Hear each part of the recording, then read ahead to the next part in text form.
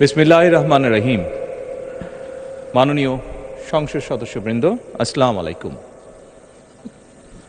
ফ্যাসিবাদের নির্মমতার শিকার অসংখ্য মানুষের কান্না আর হাজারো প্রাণের আত্মত্যাগের মধ্যে দিয়ে অবশেষে আজ থেকে পুনরায় যাত্রা শুরু হতে যাচ্ছে জনগণের ভোটে জনগণের কাছে জবাবদিহিমূলক সত্যিকার অর্থে জনপ্রতিনিধিশীল জাতীয় সংসদ।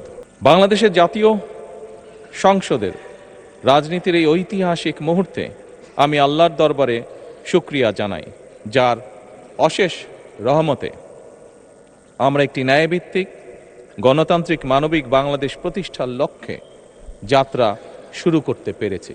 1971 সালের স্বাধীনতা যুদ্ধের থেকে শুরু করে 2024 সালের দেশ এবং জনগণের স্বাধীনতা রক্ষার যুদ্ধ সহ এই পর্যন্ত দেশে গণতন্ত্র এবং মানুষের অধিকার প্রতিষ্ঠার সংগ্রামে যারা শহীদ হয়েছেন, ত্রয়োদশ জাতীয় সংসদ শুরুর এই যাত্রা লগ্নে আমি তাদেরকে কৃতজ্ঞতার সঙ্গে স্মরণ করছি।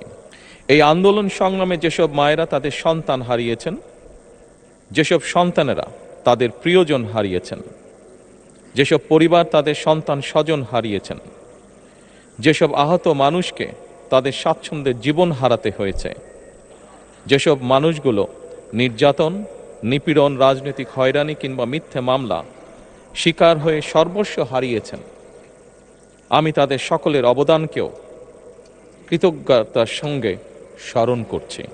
দেশের ছাত্র জনতা, কৃষক, শ্রমিক, শিক্ষক, কবি, সাহিত্যিক, সাংবাদিক, চিকিৎসক, প্রকৌশলী, আইনজীবী, কামার কুমার, জেলে তাঁতি, গাড়ি চালক, ব্যবসায়ী এবং সরকারি বেসরকারি চাকরিজীবী, গৃহিণী, সারা দেশে গণতান্ত্রিক রাজনৈতিক দলের নেতা কর্মী সমর্থক তথা সর্বস্তরের সকল শ্রেণী পেশার মানুষ যাদেরকে গুম, খুন, হত্যা, নির্যাতন, নিপীড়ন, মিথ্যা হামলা মামলা কিংবা জীবন্ত মানুষের কবরস্থান তুল্য বর্বর বন্দিশালা, আয়নাঘর, কোনো কিছু দিয়েই যাদের গণতান্ত্রিক আকাঙ্ক্ষাকে রুখে দেওয়া যায়নি, যাদের সাহসী ভূমিকায় দেশে পুনরায় গণতন্ত্র ফিরে এসেছে, আমি ত্রয়োদশ জাতীয় সংসদের এই যাত্রা লগ্নে দেশের স্বাধীনতা প্রিয় গণতান্ত্রিক আমি বীর ছাত্র জনতাকে জানাই অভিনন্দন।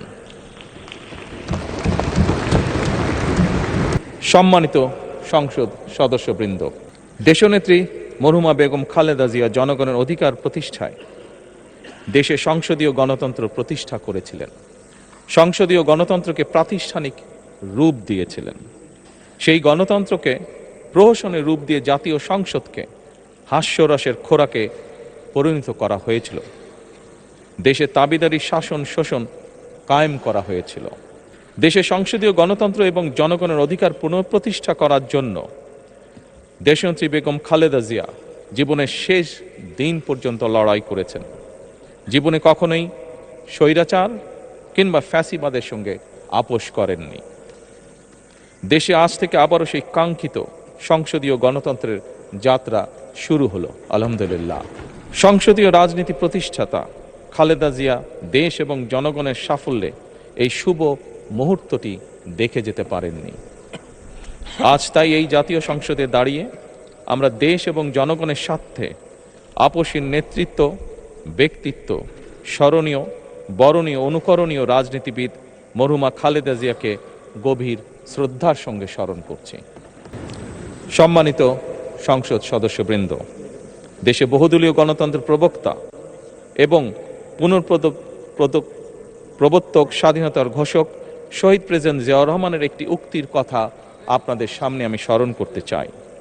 তিনি বলেছিলেন, জনগণই যদি রাজনৈতিক দল হয় তাহলে আমি সেই দলেরই আছি।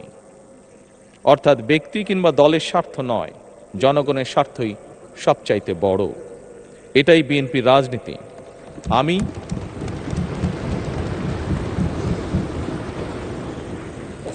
আমি প্রথমবারের মতন বাংলাদেশ জাতীয়তাবাদী দল বিএনপি থেকে জাতীয় সংসদ সদস্য নির্বাচিত হয়েছি। জাতীয় সংসদের সংসদীয় দলের নেতা নির্বাচিত হয়েছি। জাতীয় সংসদে দলের প্রতিনিধিত্ব করলেও প্রধানমন্ত্রী হিসাবে আমি এই জাতীয় সংসদে দেশের প্রতিনিধিত্ব করছি। দল, মত, ধর্ম, বর্ণ নির্বিশেষে দেশের জনগণের প্রতিনিধিত্ব করছি। আমার রাজনীতি দেশ এবং জনগণের স্বার্থ রক্ষা করার রাজনীতি। বিএনপির রাজনীতি জনগণের জীবন মান উন্নয়ন এবং স্বনির্ভর বাংলাদেশ গড়ার রাজনীতি।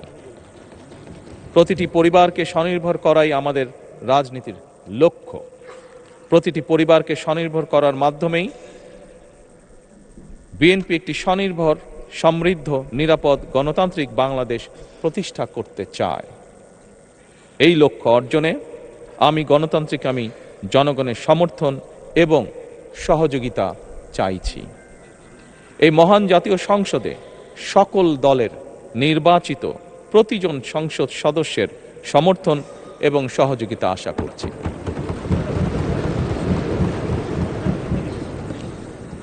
সম্মানিত সংসদ সদস্যবৃন্দ, আমি বিশ্বাস করি আমাদের দল কিংবা মত কিংবা কর্মসূচি ভিন্ন হতে পারে, কিন্তু তাবেদার মুক্ত, ফ্যাসিবাদ মুক্ত একটি স্বাধীন, সার্বভৌম, নিরাপদ, স্বনির্ভর বাংলাদেশ প্রতিষ্ঠায় আমাদের মধ্যে কোনো বিরোধ থাকতে পারে না, বিরোধ নেই।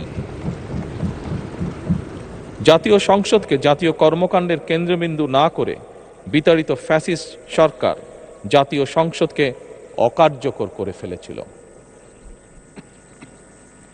আমরা এই মহান জাতীয় সংসদকে সকল যুক্তি, তর্ক আর জাতীয় সমস্যা সমাধানের কেন্দ্রবিন্দুতে পরিণত করতে চাই।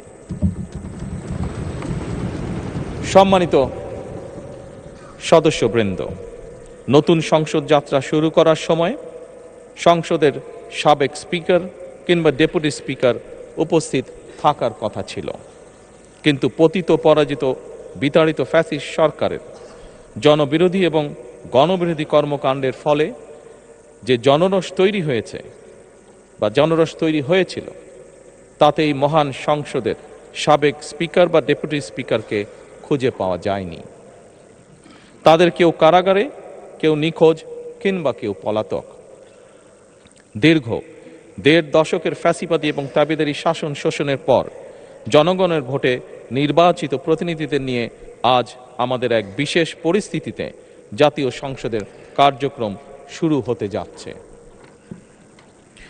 এমন পরিস্থিতিতে আমরা সংবিধান এবং সংসদের কার্যপ্রণালী বিধির বিধান অনুসরণ পূর্বক ত্রয়োদশ জাতীয় সংসদে সভাপতিত্ব করার জন্য আজ আমি প্রবীণ রাজনীতিবিদ এবং 5 বারের মতন নির্বাচিত জাতীয় সংসদ সদস্য জনাব ডক্টর খন্দকার মোশাররফ হোসেনের নাম প্রস্তাব করছি।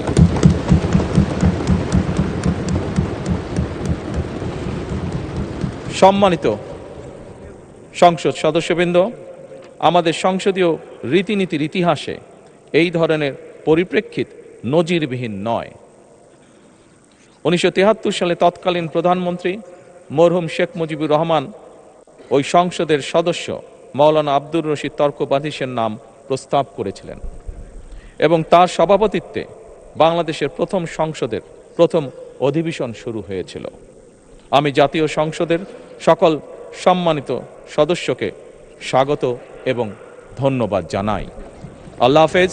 বাংলাদেশ জিন্দাবাদ।